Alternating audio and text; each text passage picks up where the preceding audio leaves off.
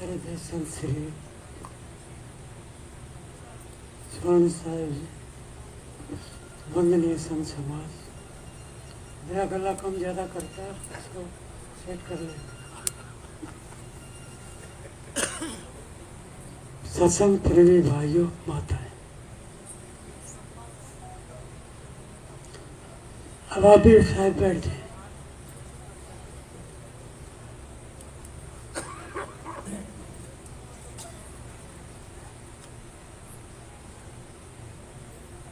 अभी हम बड़े आराम से बैठे हैं।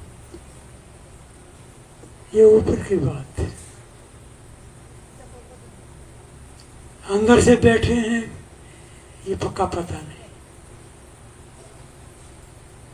कौन बैठा है ये भी पता नहीं।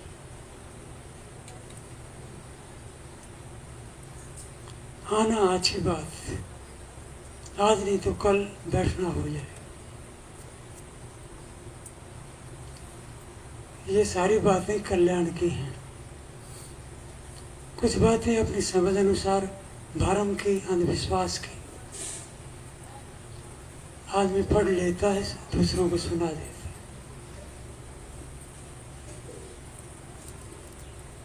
उनको भी जानना और समझना चाहिए।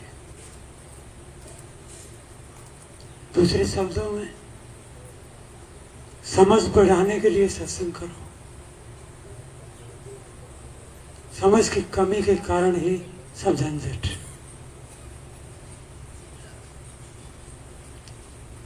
और ये जीवन तो रोज बीतता है, आजकल करते करते चले जाते। कितने आए और कितने चले गए। बाबा बैठ जाओ, आपका हिलना डुलना सबको हिलाएगा। सत्संग कोई कबड्डी का मैदान नहीं, और अपने लिए आओ, किसी और के लिए नहीं। ये तो एक संत महात्मा में बड़ी कृपा है, इस समय अनुसार हम उनकी बातों का लाभ लेते हैं। आना अच्छी बात, आके बैठ जाना और अच्छी बात। इन बातों को ठीक से सुनना और भी अच्छी बात है, और इन्हीं बातों को अपने आचरण में उतार लेना ये सबसे बढ़िया बात है। ये महात्मा कहते हैं कि अच्छाई को अपनाओ, अभी मौका है। अपना ही भला होगा। तो सदगुरु कबीर साहब की थी, हम कोई बात उठाएं तो पहले तो ठीक से समझ लो कि सदगुरु कबीर साहब त्यागी रहे। त्यागी का अर्थ है वे विषय विरक्त रहे। उनकी कोई पत्नी नहीं, कोई बच्चे नहीं। इतिहासकारों ने लिखा है कि कमाल कमाली लोई नाम की पत्नी। ये बातें भी कच्ची बातें। सदगुरु कबीर साहब एक ऐसे पुरुष हुए हैं, इन्हें कबीर पंथी नहीं समझ पाते, और की तो बात क्या है।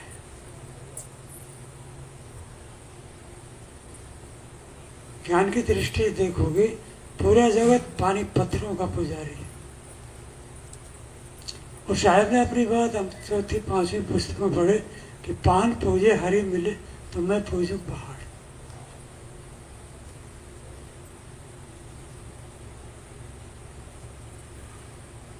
यदि कोई पत्थर पूजने से हरि मिलता हो तो जहां से पत्थर निकल के आया है उस पहाड़ को ही छू दो। तीर्थों में जाने से लोग पाप काटते हैं, गंगा जमुना में नहाने से। ये तो तय हो गया, वहां पाप काटने गए तो जीवन ठीक नहीं था। ठीक होता तो जाते ही क्यों। और जाना कोई अपराध भी नहीं है। जीवन अपना, अपनी मौज में कहीं घूमे। थोड़े दिन में तो यहाँ से चले ही जाना है। चले जाने की बात उठाओ तो सब सब जीना चाहते, कोई जाना नहीं चाहता। जाना भी बेचारे की मजबूरी है। सब यही रहना चाहते और सदा सदा के लिए रहना चाहते। बोध न होने से, जानकारी न होने से ऐसा होता है। अभी जैसे आप लोग बैठे हैं, एकदम बैठना नहीं होता है, बैठते बैठते ही बैठना हो जाता है। और चाहोगे तब होगा। जीवन आपका है, दूसरा कौन आपका ठेकेदार है? आपको अपने जीवन की चिंता नहीं, दूसरे बिजली गई या तार हटा, किसी ने उधर से छेड़ दिया। हाँ, कुछ न कुछ होगा तभी कुछ होता। वो चल रहा है ना, वो कुर्सी वाली भी तो है। जोड़ दो, आराम से जोड़ दो। थोड़ा सा हटके बैठ जाइए, आप फिर छेड़ोगे।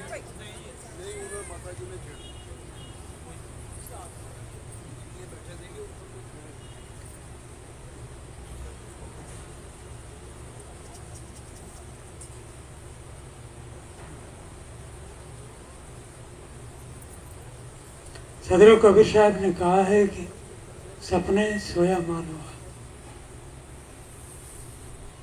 सपना, ये शब्द सब जानते हैं। आदमी सोता है, सपना देखता है। सपना अपना नहीं होता। एक अर्थ, वो सपना है। सपना कहाँ से पैदा होता है? आपका ये जो जागृत का व्यवहार है, खुली आंखों से जो भी हम देखते, सुनते, चखते, हमारे पास इंद्रियां हैं, ज्ञान इंद्रियां भी हैं, कर्म इंद्रियां भी।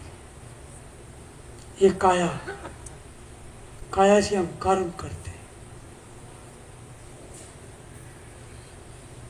जैसे बीज के अंदर वृक्ष होता है, ऐसे जीव के साथ कर्म चलते हैं। करता हम है, जो करेगा वो भोगेगा। करे कोई भरे कोई, ऐसा नियम है। और अलग से कोई दंड दाता बैठा हो, ये भी गप है।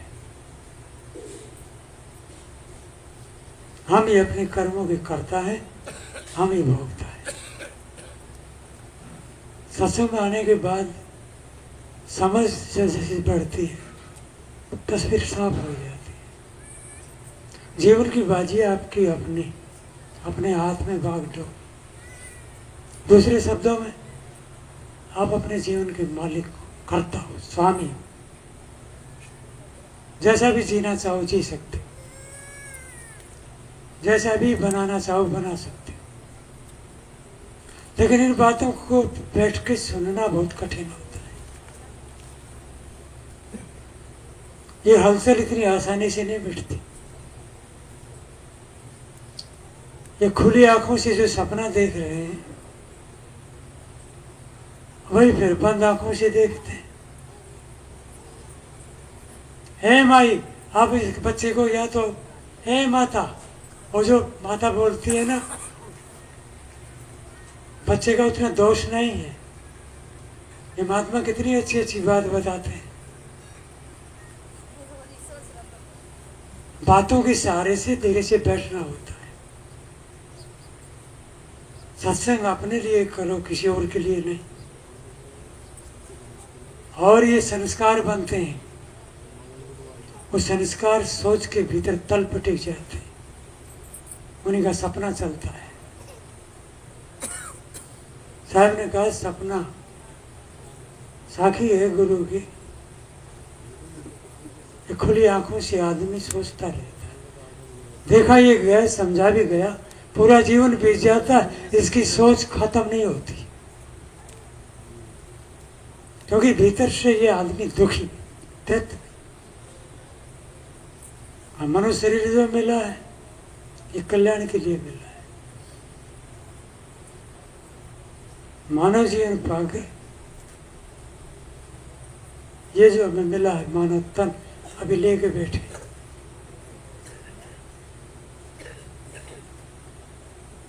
इसमें हम अनुचित सोच, अनुचित कार्य करते ही रहते। इस सोच के तल पर जिसको मन काम करता रहता है। दूसरा विवाद होता है, विवाद, कहने का, बोलने का ढंग।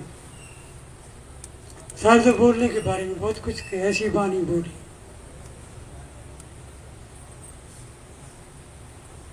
कोई आपको गाली दे, देने दो, आप गाली मत दो। कहीं से भी जीवन में पलटा मारो, माँ का रूप हो या भाई का, बात तो जरा सी। घरों में पूरा परिवार बैठा रहता है और गालियां भी देते रहते हैं, बहन की, माँ की, इसकी, उसकी। शायर तो कहते हैं गाली के बारे में कि आवत गारी एक, उल्टा तो होता नहीं। कहीं कबीर मत उलटी रही एक ही रह जाएगी।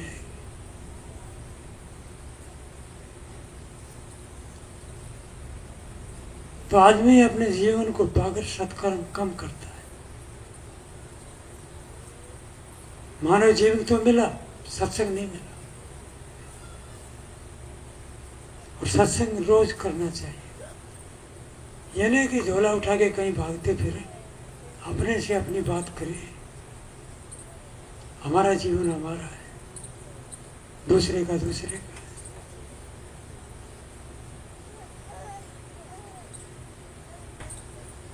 तो इस जीवन को पाने के बाद तब ये बात समझ में आती है।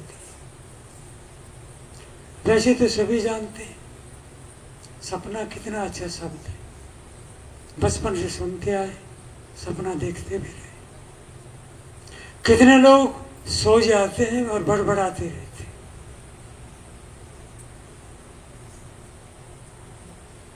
बड़बड़ाना ऐसे ही नहीं होता है। आपका दिन का व्यवहार, बर्ताव ठीक नहीं, आपकी सोच फिर सपने में काटती है आपको। एक भाई को मैं खुद खाट से गिरता देखा। सोया था खाट पर, गिरा नीचे। क्यों? या तो किसी के पीछे भाग रहा था या उसके पीछे कोई लगा था। कहीं ना कहीं गड़बड़ थी ना।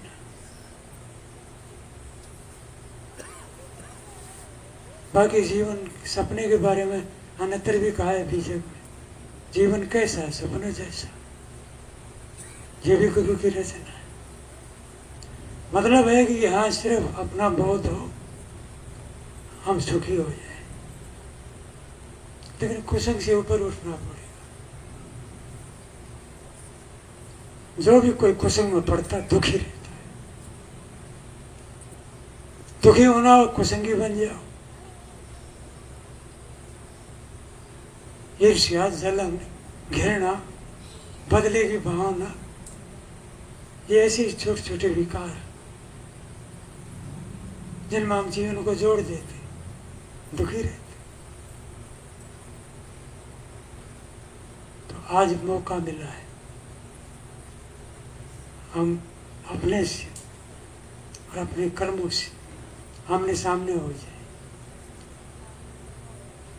दूसरा कोई ऐसा मालिक नहीं जो लेखा जोखा रखता हो। मुझे एक कल्पित बात है, इस जीव के ऊपर कोई ऐसा पीर, प्रभु, कोई मालिक, कोई स्वामी। गड़बड़ हम करते रहे, हिसाब किताब कोई और रखे, ये विवेक नहीं कहता है।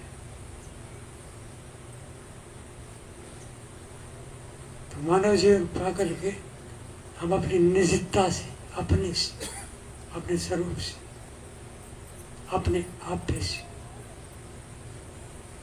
परिचित हो जाए। नहीं हो पाते। कल्पित गीत गाते रहते, गीत भी आपने नहीं, किसी और के। आदमी सदा औरों को ढोता रहता है, औरों को रोता रहता है। रास बिरानी राखते खायन घर का के। तो किसी के प्रति ईर्ष्या मत रखो, अन्यथा आप अपनी भट्ठी में आप ही जलते रहो, कौन बुझाएगा उसे? भट्टी जैसी आग जलती है ना, जो भी आग में हाथ देगा जले, ये हकाटे नहीं। आपके कोई निंदा चुगली करता आप मत करो। जब तक ईर्ष्या है, जलन है, जब तक ईर्ष्या द्वेष भाव की दिल में आग दहकती, तुम पूजा ध्यान करो, कुछ भी सुख शांति नहीं मिल सकती। तो आदमी अपनी जगह कम, औरों को ढोता रहता है, औरों को रोता रहता है। अपनी चिंता हो जाए, सारी चिंताएं समाप्त हो जाए। तो जीवन हमारा कैसा होना चाहिए? जाग के जीव। ये संत महात्मा ऊपर बैठे, ये हमें जगाते हैं, घूम घूम के समाज के बीच जाते, अपनी बात बताते, बंधनों के कारणों को दर्शाते। सत्संग हमें जगाता है।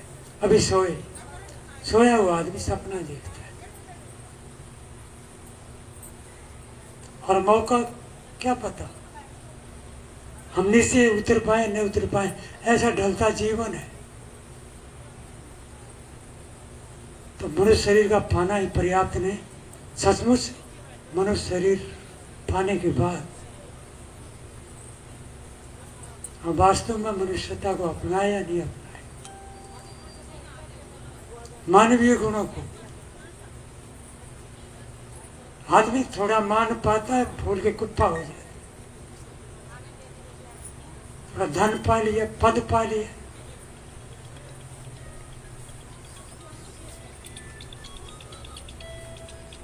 मान सम्मान की भूख भीतर काटती रहती।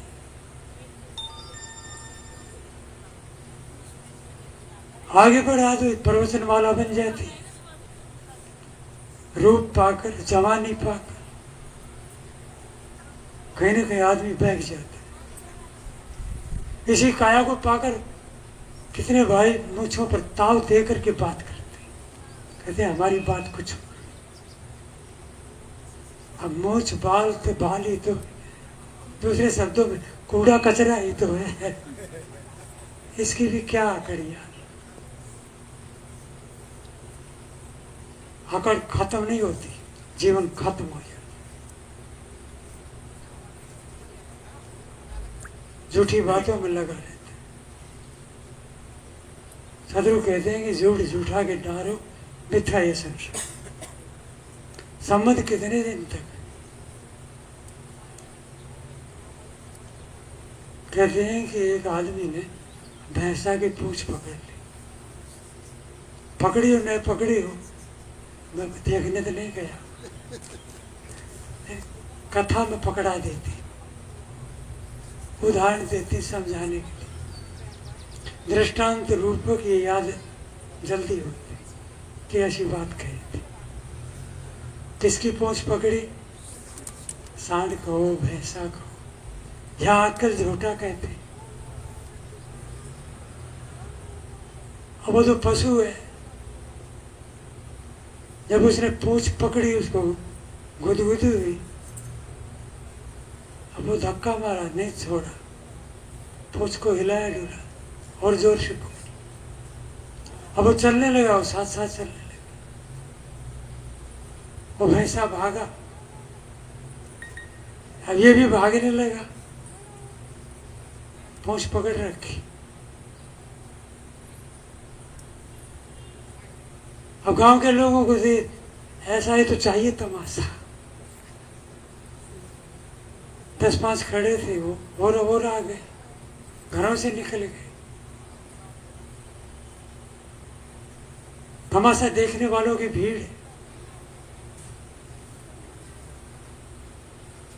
तो लोगों ने हाँ हाँ वो अब आवाज उठाने लगे। किसी ने कहा भी कि भैया तू छोड़ दे इसको, मगर उसकी बात कहाँ पहुंचे, वो अल्लाह करने वाले बहुत है।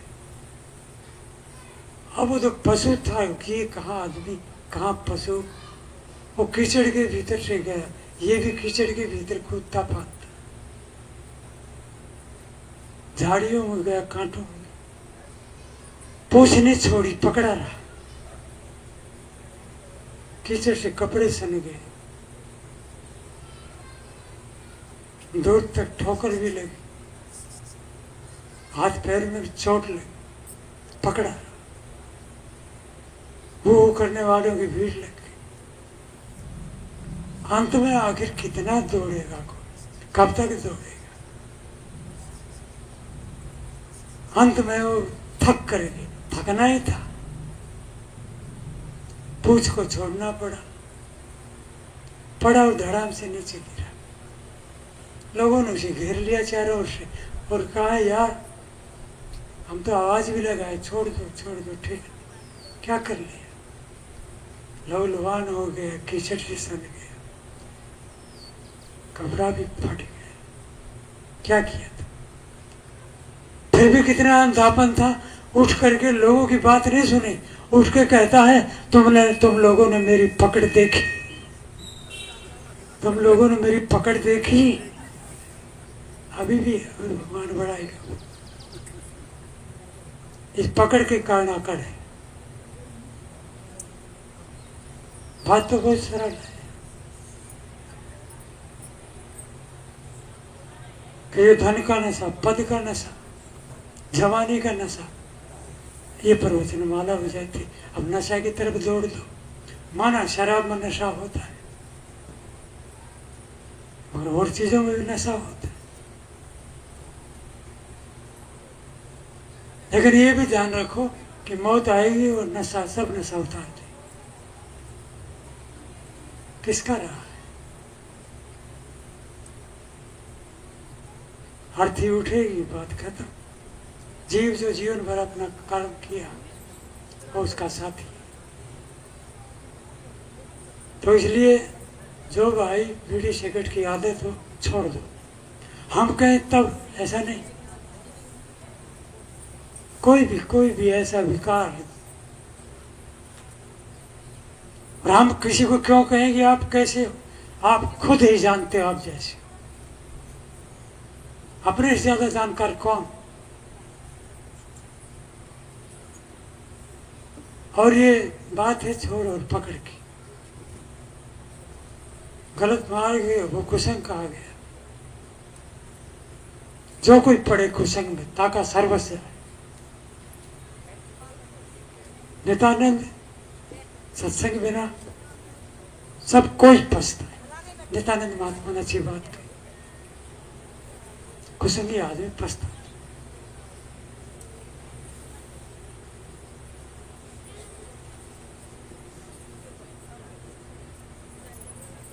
नित्यानंद कहते गए चढ़ कुसंग की नाव, ये भी लिखा है। कितने चले गए, कहते गए मतलब कितने गए, तो हम सब कुछ जाना है, ये सच है। तो इसलिए हमें चाहिए कि हम, वैसे जीवन आपका है, जैसा भी बनाना चाहे। दुखी जीवन बनाना चाहे, दुख को बढ़ाओ। जब जीवन की बाजी है अपने हाथ, तो दूसरे की तरफ झांकना ताकना, बात खत्म।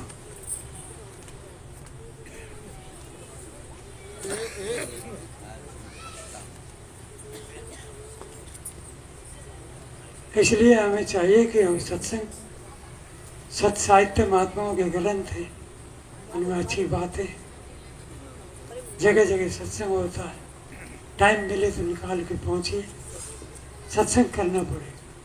जितने भी दुनिया में सुखी हुए वो सत्संग का ही प्रताप है। करिए नित्य सत्संग, बाधा सकल मिटाए। ऐसा अवसर ना मिले दुर्लभ नर्तन पर। ये प्रेमी भक्त गाते हैं कि माता पिता मिल जाएंगे, 184 माए, गुरु सेवा और बंदगी, फिर मिलन की। तो हमें संत महात्मा अच्छा जीवन जीने की सलाह देते। जीवन में बड़ा विवाद पैदा कर लेते, अपने जीवन ठीक हमें करना पड़े। पहले इंसान ये अभिमान किसी काम का नहीं, तो इसलिए हमें चाहिए कि धीरे धीरे इसे आज अभी वर्तमान कसौटी, ये माताएं भाई जो आदत पकड़ा है उसे हटा दो। चलो आज से झगड़ा नहीं करे, यहीं से शुरुआत हो जाए। चिढ़ना लड़ना ये ओछी आदत है, छोटी आदत है, खोटी आदत है। इन आदतों का बंधन बन जाता है। बंधन दुख का कारण है। करता हमें तो इन्हें छुटकारा पाओ, मौका अभी है, आज अभी। अभिमान ने कर बंदे अभिमान नहीं रहता, ऐसे ज्ञानी जन सलाह देते। अभिमान जहां पर हो वहां ज्ञान भी नहीं रहता। कुछ दिन का बस ये रहा है जगत सराय में, ये कहने का ढंग हुआ कुछ दिन का, 2 दिन भी 100 दिन भी, कहीं 2 दिन की जिंदगी, कहीं 4 दिन की। ये सिर्फ एक तरीका समझाने का, मतलब थोड़ा जीव। 2 दिन की जिंदगी है जयवला साहब कहते, कोई 4 दिन की जिंदगी कहते। ये सिर्फ समझाने का एक तरीका है, और पक्का पता एक पल का भी नहीं। तो इसलिए पल पल जीना होता है।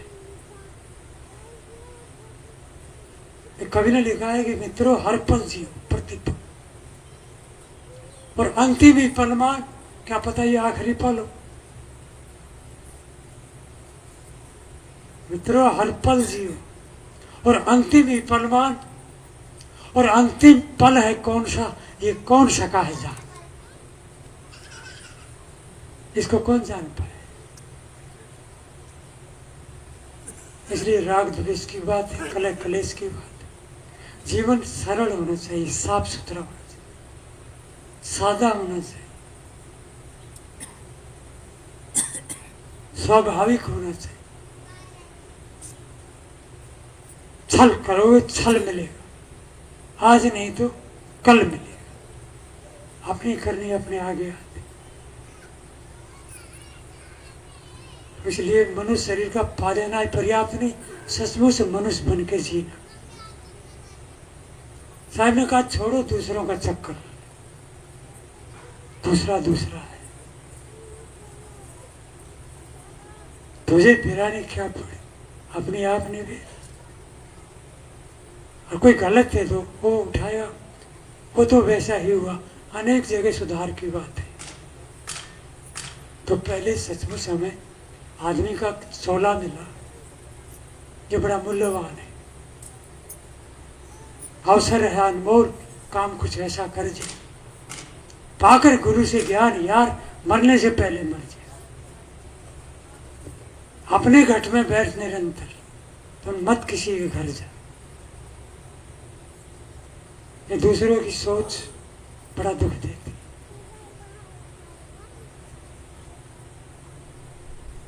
30 मिनट जाते क्या देर लगती। एक उदाहरण सुनो, बड़ा अच्छा उदाहरण। कैसे? ऐसे एक भिखारी था। भिखारी बहुत घूमते, घूम घूम के पक भी जाते। एक ने तो एक कार वाले लड़की को धमकी दी, था तो भिखारी। ये जो बत्तियां होती हैं शहरों में, वहाँ गाड़ियाँ रुक जाती, लाल बत्ती का संकेत, हरी का, फिर चल पड़ती। जो एक गाड़ी रुकी, वो गाड़ी लड़की चला रही थी, उसने एक सिक्का ठोका शीशा। अब शीशा पे जब ठोका तो उन्होंने शीशा नीचे किया। अब वो तो बेचारा मांगने वाला था, इससे पहले उसने फटकार दिया। कहा शर्म नहीं आती, यहाँ भीख मांगती। भिखारी ने सोचा कि एक पैसा दिया नहीं, ऊपर से और पाठ पढ़ा के जाती। कहते लाल बत्ती पर भीख मांगती, शर्म नहीं आती। उसने चलते चलते उत्तर दिया, मैडम भीख मांगने के लिए दफ्तर खोल लूं क्या? अरे जहाँ आदमियों का आना जाना वही तो हाथ फैलाओ। तुमने कुछ दिया लिया कुछ नहीं, ऊपर से और यहाँ भीख मांगे। भिखारी भी अंततः आदमी है। आप दो या मत दो, धक्का मत दो, आप आजाद मत दो। भिखारी अपने कर्मों के कारण, कोई दुखी है तो अपने कारण, और कोई सुखी भी होगा तो अपने कारण।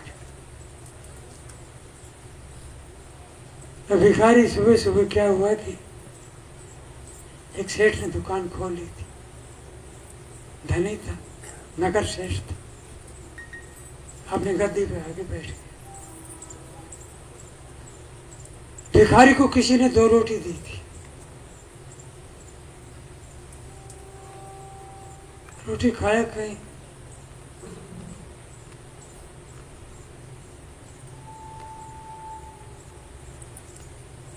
तो उसको क्या था कि प्यास लगी थी, प्यास। सोचा कि चलो दुकान खुली है, पानी जाके मांगे और पी। अब ज्यादा बड़ी मांग भी नहीं थी, पानी की मांग थी।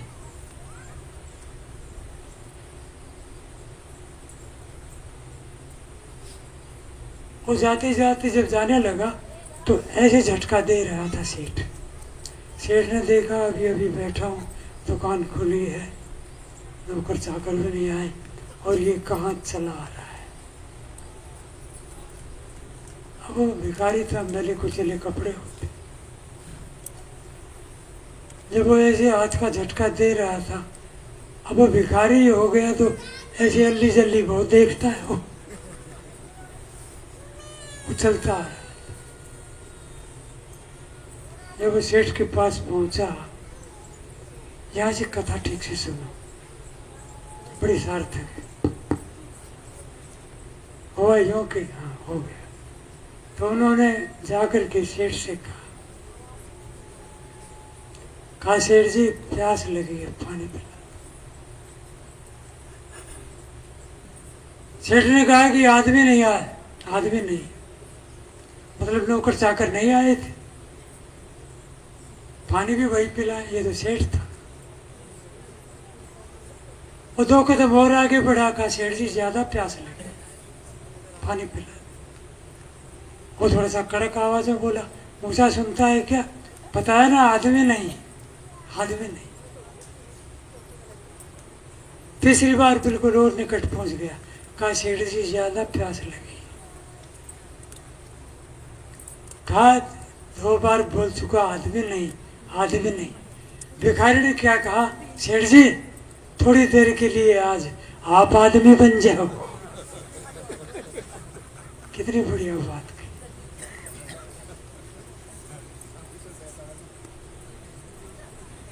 अभी पीछे मकान भी था, उसकी पत्नी ने सुना और समझा कि मेरे पति के साथ कौन बातचीत कर रहा है। सारी बातें वो सुन रही थी। वो दौड़ के आई, फाटक खोल के,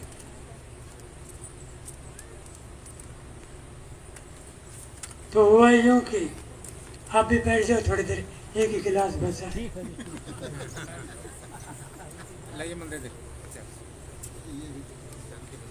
कहाँ पर थी कथा? हाँ, देखा कि कौन बातचीत कर रहा है। जब वो बाहर निकली तो देखा तो भिखारी। तब वो भिखारी से कहती है, अरे भाई भिखारी, तू कैसे जान गया इसको?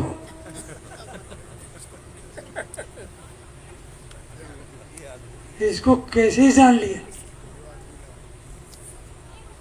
यही बात मेरे 25 साल हो गए ब्याह हुई, 25 साल से कह रही हूँ, तू आदमी बन जा, बात बात हंसी खुशी की तो है, मगर बात समझने की भी। चाहे ऐसा न भी हो, लेकिन ऐसा होता है। इसलिए हम अपने जीवन को, अपने जीवन के हम स्वामी मालिक करता है। जीवन सपना जैसा, सपना अपना नहीं होता। जो समय बीत गया वो सपना हो गया, आया है वो अभी कल्पना है, पता नहीं सोचे अनुसार हो या नहीं हो। इस बात को ऐसे भी घटा सकते हो, भूत सपना है, भविष्य कल्पना है, और वर्तमान ही अपना है। अपने को अपना लो, सत्संग हो जाता है। अपने हो जाओ, सत्संग हो गया। महात्मा लोग जय बुलाते हैं, इरादा हो तो कस के बोल लो, बार बार नहीं कहना पड़े, एक ही बार में खड़खड़ा दो, बोलो श्री सदगुरुदेव की जय। बहुत सुंदर साहिब जी हमें अपने ज्ञान से ओतप्रोत किए। सार वचन साहिब जी हमें चुटकिला के माध्यम से बताए। ऐसे महापुरुष विद्वान संत गुरुजन जगत में बिरले होते हैं। मैं साहिब जी को तरबार बंदगी करते हुए सादर नमन है। हमारे बीच में जैसलमेर फलोदी जिला राजस्थान यस गलती हो गई, फलोदी शहर जिला जैसलमेर राजस्थान से पधारे हुए हमारे मुख्य प्रवक्ता हैं श्री ईश्वर साहिब जी। साहिब जी के ही मुखारबिन से हम कल से वाणी सुन रहे हैं। बहुत ही सरल ढंग से समझाते हैं। और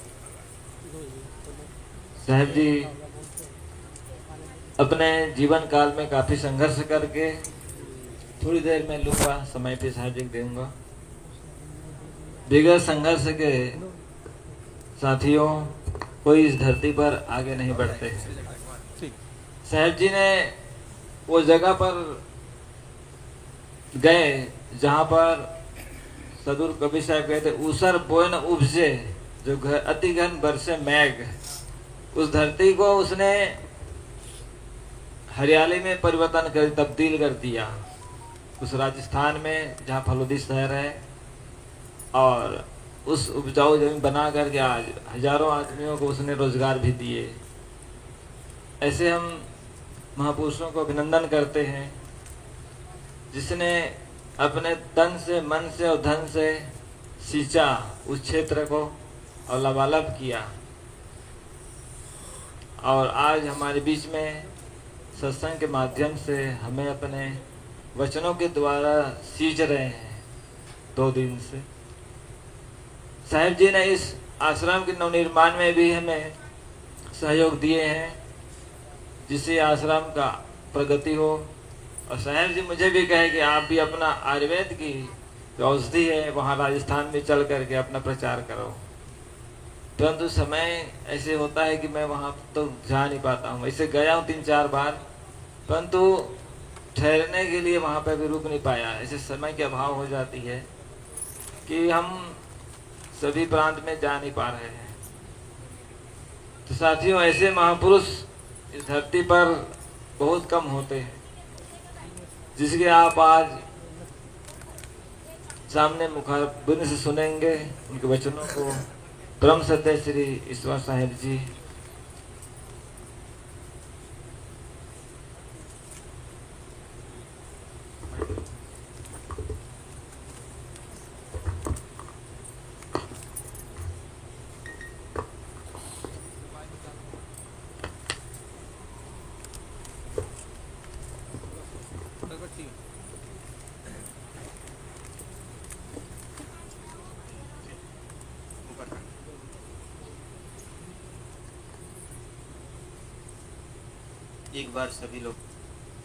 एक बार सभी लोग जयकारा लगाएंगे। यूँ तो सुबह से ही संत लोग जयकारा लगा रहे हैं। मैं कुछ बोलूं इसके पूर्व एक बार जयकारा लगाएं। बोलिए सद्गुरुदेव की जय। परम वंदनीय पूजनीय श्रद्धेय संत श्री बना साहेब जी, हाँ जी, इस आश्रम के व्यवस्थापक महंत पूज्य श्री श्रवण साहेब जी, उनकी सहयोगी परम सम्माननीय संत श्री भूषण साहेब जी, बोध प्रकाश साहेब जी, और इस मंच पर सभी विराजमान संतों के श्री चरणों में साहेब बंदी करते हुए नीर क्षीर विवेकी भक्त सज्जनों, ममतामयी माताओं, आज कार्यक्रम का अंतिम सत्र है जिसको हम सहार सत्र कहते हैं। संतों ने अपनी अपनी बातें अपने अपने माध्यम से, वाणियों के माध्यम से सदगुरु कबीर के विचारों के ही आसपास ज्ञान चर्चा अपने विचार रखे। यह हमारा भारत भूमि, जिसको हम धर्म प्रधान देश कहते हैं, हमारा यह धर्म प्रधान देश आज भी गरीबी में जीता है। आज भी इस देश में भूखमरी है, बेरोजगारी है। हमारा यह धर्म प्रदेश 33 कोटि देवताओं की पूजा करने वाला यह देश, कारण क्या है आज भी इस देश में गरीबी है? कारण क्या है इस देश में भूखमरी है, बेरोजगारी है? आप तथाकथित पंडितों के पास जाओ, मौलवियों के पास जाओ, तो वे कहते हैं हमारे देश में इसलिए गरीबी है क्योंकि यहाँ के युवा युवती न तो देवी को मानते हैं, न देवता को मानते, न कभी किसी प्रकार से धार्मिक ग्रंथों को स्वीकार करते। मैं कहता हूँ विवेकहीन विचारों को, अंधविश्वास से भरे विचारों को स्वीकार करे कैसे करेंगे जो बच्चे आज विवेक की आंखें लेकर के पैदा ले रहे हैं? जो बच्चे विवेक की आंखें लेकर के पैदा हो रहे हैं, वे अंधविश्वास से भरे विचारों को स्वीकार कैसे करेंगे?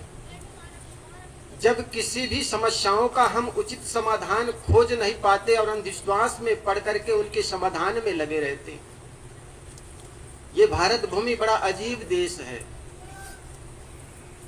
ऐसी ऐसी समस्याओं का समाधान आपको बताते हैं, फिर भी आदमी के दिमाग को देखो और हाथ जोड़कर कहते हैं महाराज बाबा जी बहुत सही कह रहे हो। कहीं जाते हो समस्या का समाधान करने के लिए, बाबाओं के पास जाते, वो कहते फोटो के पीछे छिपकली बैठी है, वहीं पर आपका आशीर्वाद रुका हुआ।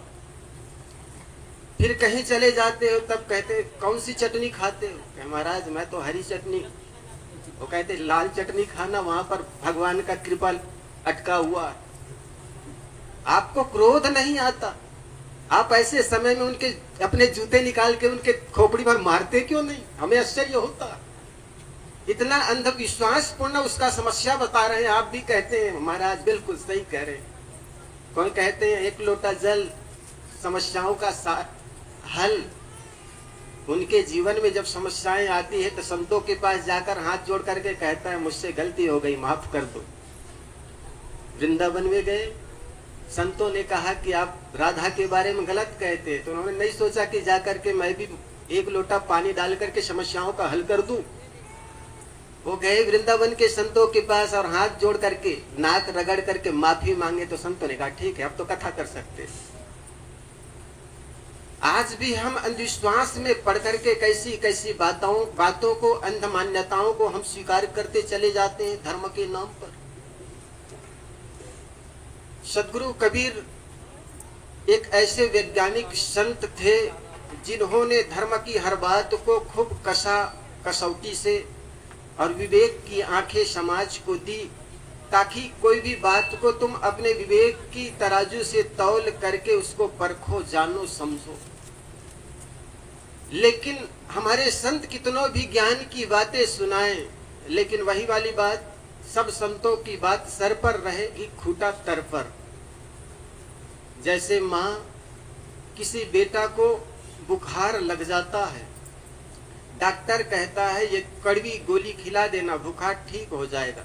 और बेटा ऐसा नालायक कि कड़वी गोली यूं नहीं लेता है, तो डॉक्टर कहता है इसको गुलाब जामुन में डाल के खिलाना। माँ गुलाब जामुन दुकान से लेकर के आती है और उसमें एक गोली की टिकिया डाल देती है। बेटा से कहता है बेटा खा ले, बेटा गुलाब जामुन खा ले। बेटा गुलाब जामुन खाया। माँ पूछी बेटा गुलाब जामुन तूने खा ली ना? कहा हाँ माँ गुलाब जामुन तो खा ली, लेकिन बीच में जो गुठली थी ना उसको थूक दी। हम ऐसा ही करते। हमारे संत लोग जो ज्ञान की बातें जो श्रवण कराते हैं, आपको सुनाते हैं, वो बड़े सुनते हैं, लेकिन जाकर के उनके घर में देखो तो वही 33 कोटि देवता भी बैठे हुए।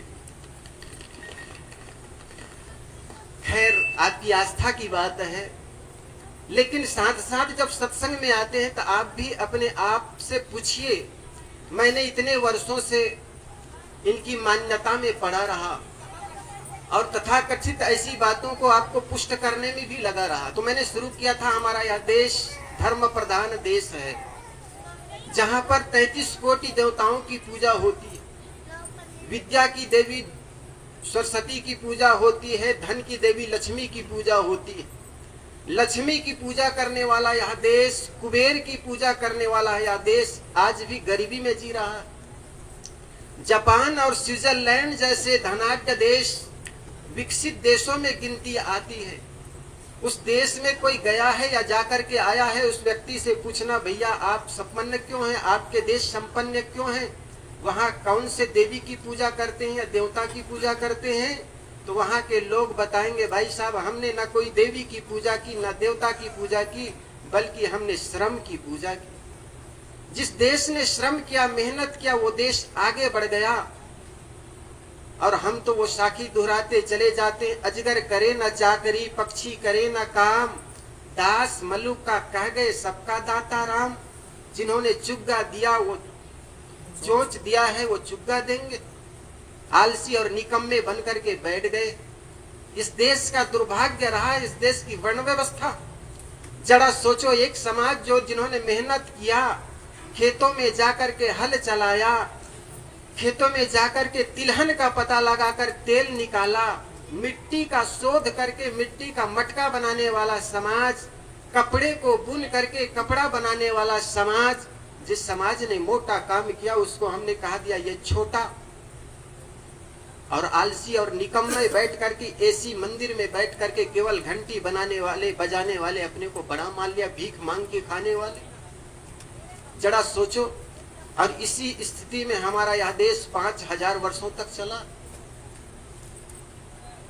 उत्पादक जिस देश में छोटा हो जाए और उपभोक्ता बड़ा हो जाए, उस देश का विकास भी कैसे हो सकता है जी? आज भी हम समस्याओं का समाधान कैसे करते? आज भी समस्याओं का समाधान करने के लिए हमारे बीच विज्ञान नहीं है, विज्ञान में चिंतन नहीं कर पाते हैं, विज्ञान की ओर अग्रसर नहीं हो पाते हैं। आज भी हम सोचते हैं कि बारिश क्यों नहीं हुई, तो हम सोचते हैं यज्ञ नहीं हो रहा है, यज्ञ कम हो रहा है। दुबई में आज प्राकृतिक वर्षा हुई, वहां बाढ़ आ गई 3-3 बार। वहां के लोगों को पूछो जाकर के आपके यहाँ बाढ़ कैसे आ गई जी, क्या बात है? वो रेगिस्तान में आज हरियाली छा गई। वहां के लोग कहते हमने विज्ञान की पूजा की, हमने विज्ञान के क्षेत्र में आगे बढ़ा और कृत्रिम वर्षा की। और ये बात को हम जान पाए हैं कि आकाश में अगर बदल होगा, वहां बर्फ की और ऑक्सीजन की छिड़काव करेंगे तो बदल का पानी गिर करके हमारे जमीन में हरियाली पैदा करेगी। हमारे देश में हम सोचते हैं आज भी कि यज्ञ करने से बारिश होती। अगर यज्ञ करने से केवल मात्र से बारिश होती तो हमारे भारत भूमि सबसे ज्यादा धनाढ्य होता। लेकिन वैज्ञानिक सोच आज भी आदमी के दिलो दिमाग में आया नहीं। हम सोचते हैं पूज लेंगे लक्ष्मी और हम बन जाएंगे लक्ष्मी के धन का, कुबेर का खजाना, और आए दिन हम इसी सब की पूजा में लगे रहते हैं। सदगुरु कबीर ने कहा, जो भाग्य और भगवानवाद के चादर को जो आदमी हटाएगा नहीं और केवल अंधविश्वास में पड़े रहेगा, उनके जीवन से दुनिया के कोई भगवान गरीबी को हटा नहीं सकता। सदगुरु कबीर ने कहा, कर वहिया बल आपनी, छाड़ बिरानी आस, जाके आंगन नदिया बहे सोकस मरे प्यास। तुम कितनों प्यासे हो, लेकिन केवल आरती और पूजा करके अपने प्यास से मिटा नहीं सकते हो।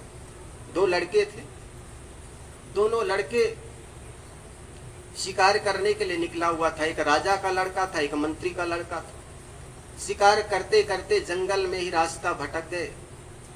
प्यास जोरों की लगी, लेकिन दूर दूर तक कहीं पानी की नजर नहीं आई।